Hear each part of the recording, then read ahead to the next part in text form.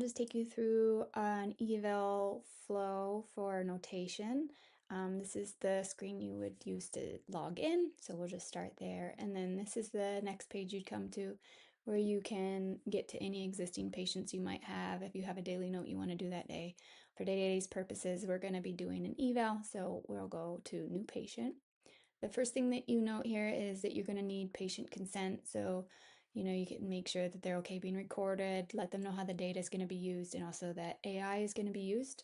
So once they agree, you can check that off. And then the next thing that you need is just what you're going to be treating that day and the type of visit. We don't really need any other patient info.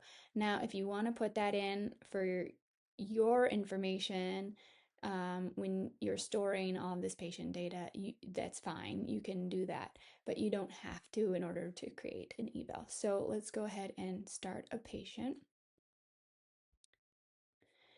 So you'll notice that nothing is being captured right away. So that is under the PT's control. So they can start the session whenever they're ready. The other thing to note is up here, it says selected language is English. That's going to be the default. But if you do have a patient who speaks another language, you do have some other options here.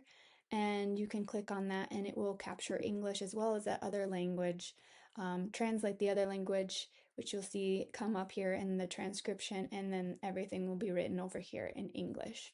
So that can help the PT to know what the patient's saying, but also help the PT, if they know that language, to not have to write everything over into English. It will capture that as well. Okay, so let's go ahead and start a session. My name is Christina. I'll be your physical therapist today. Can you tell me a little bit about what brings you into therapy? Absolutely, Christina. So, what brings me in is that my right shoulder's been bothering me for a little while now. It started after I was doing some overhead lifting, and I've just noticed this kind of nagging pain whenever I try to reach up or do certain movements. So, I'm hoping we can work on that together. Excellent. Can you tell me a little bit more about how it happened? Was there a particular incident, or do you feel like it's kind of just come over time? Yeah, of course. So, I think it was mostly one particular incident. I was lifting something overhead at home and I felt a bit of a twinge in my shoulder. And after that, it just kind of lingered. So, it felt like it started from that one moment and then it just kind of stuck around. Okay, I know you mentioned that it's nagging pain, but I'd like to understand a little bit more about the pain in general. Other than nagging, are you getting any sharp pain, shooting pain, anything like that? Yeah, absolutely. So it's mostly that kind of dull, nagging ache. But if I do certain movements, like if I reach overhead or reach out to the side, then I can get a little bit of sharper pain. It's not really shooting down my arm or anything, but it can definitely get a bit more intense with those movements. Okay. And what would you say your pain is right here when you're sitting kind of at rest on a scale from 0 to 10? 0 being no pain and 10 being the worst pain you could think of. Right now, just sitting here, I'd say it's probably around a 2 out of 10. It's definitely there, but it's pretty mild while I'm just at rest and not moving it too much. And then what would you say it gets to at its worst? When it's at its worst, like if I'm reaching overhead or doing something that really aggravates it, it can get up to maybe a 6 out of 10. So it definitely gets more uncomfortable with certain movements. Okay. Can you tell me a little bit about how it might affect you day to day? Like, are you having trouble sleeping? Are there any activities such as showering or dressing or things like that you have trouble with? Yeah, definitely. So day to day, I've noticed it can be a bit of a nuisance. Sometimes sleeping on that side is a little uncomfortable, and certain things like getting dressed or reaching up to grab something can definitely feel a bit limited. So yeah, it does kind of get in the way of those everyday activities a bit. Okay. And are you noticing any numbness tingling at all or not? No, not really. It's pretty much just the pain. I haven't had any numbness or tingling or anything like that. So it seems pretty localized to the shoulder itself. And prior to this, have you had any issues with your shoulder, any previous injuries or surgeries? Nope, no previous injuries or surgeries on this shoulder. It's actually been pretty healthy until now. So this is really the first time I've run into any issues with it. Okay. So as you can see over here, it'll catch the conversation and then start filling in these chips. And as they're captured, they become green. And then it will fill in here. You can always highlight here and fill in a chip and then edit it and it will put it into the summary as well. And then you can quickly go through, edit anything here as well. So it basically just keeps it all really easy for the PT to keep control over, but also allows them to kind of edit on the fly. Um, so once you've gone through the subjective section, then you can move on to the objective section, which I'll talk through a little bit before I start. So this is just meant to be kind of flexible for how each PT prefers to work. Also gives PTs the opportunity to easily copy paste between EMR and our platform if, as needed. Um, so if they like to type shorthand, for example, you can type there. If you want to just type right in here, you can.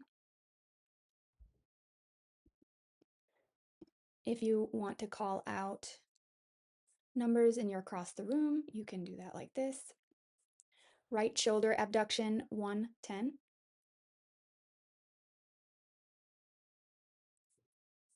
You also have the option of clicking on a side and then going to measure it, and then all you have to do at that point is call out the numbers. Internal rotation 30, external rotation 20.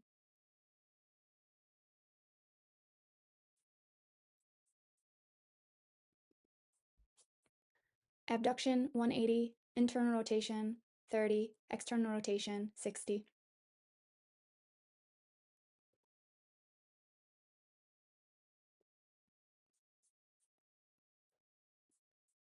Same with manual muscle test.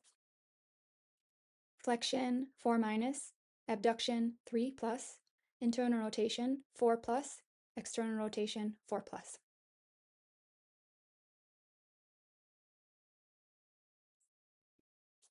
Flexion 5, abduction 5, internal rotation 5, external rotation 5.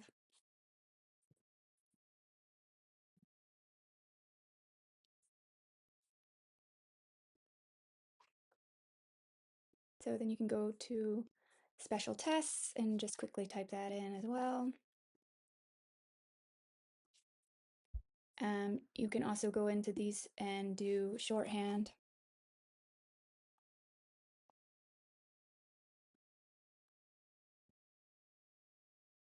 And it will turn it into a sentence, which you can add.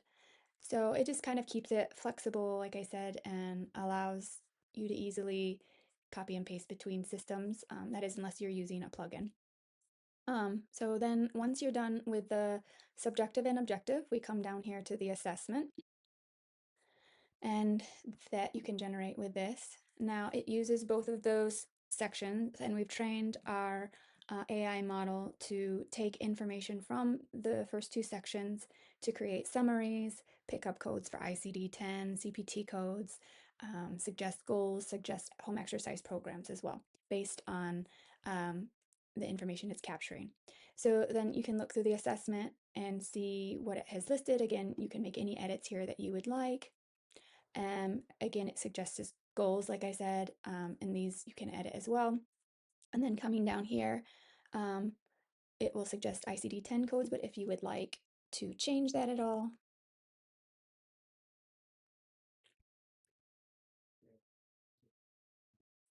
you can add. And again, we kind of like initially for PTs to do some of these edits because over time our platform is meant to kind of adapt to how they prefer to take notes and how they prefer the flow they like, how they like to word things. So in the beginning, the edits are a good way to train our platform with how each PT prefers to work. So then you go into plan, and again, it's suggesting some CPT codes, but if you want to add more, you can quickly just check them off there. You've got suggestions for patient education, but you can always, again, edit and delete anything that you don't want. It also will suggest home exercise programs, but you can add anything that you want. And then you can generate a home exercise program. Now, if you have a particular home exercise program that you prefer to use, we are happy to integrate with that home exercise program platform as well. It just so happens that this is the one that we're using right now, so that's what I'll demo with. But it'll come up with some exercises and you can kind of click the ones that you want.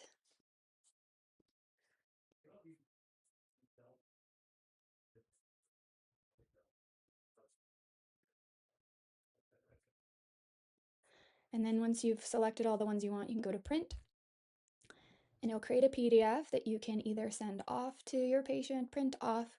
Now, for if you have a home exercise program that has a video, our platform creates a QR code, which makes it really easy for the patient to just quickly look up the video. So that is nice if you have a home exercise program platform that uses video. So then you basically have your full note here now. If you want, you can do billing here as well, but I know most times people will end up doing that in the EMR, but it is an option here as well. So that can be filled out.